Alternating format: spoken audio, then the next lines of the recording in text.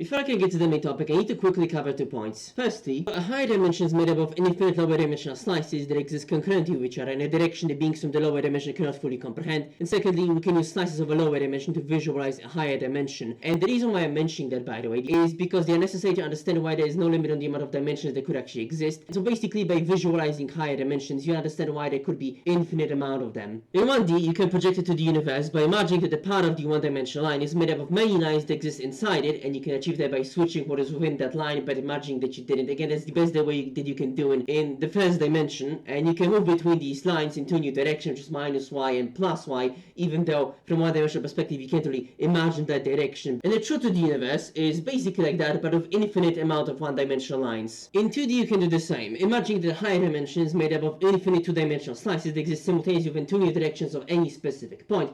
So that from 2D perspective, or 2D being's view, or whatever the perspective point, you can visualize a 3D object by these 3 slices, a minus 0 version of any specific 2-dimensional point, a z0 version of it, and a plus 0 version of it. So a 2D beings could then say that it's like that but extended infinitely. And we can also do that in 3D. So here's a minus w version of a point, a 0w version of a point, and a plus w version of a point, all existing within, quote-unquote, that point. And you can think of them as overlapping, but obviously they really aren't. And now just extend that to infinity. So as for 5 dimensions, it's the same, but every 4-dimensional point will be extended infinitely in a new direction with minus v to plus v infinite spectrum. And that's obviously not how it will look like, but it's the best way to visualize it. And 6D is also like that, but with every 5-dimensional point now, extended infinitely in a minus u and plus u spectrum.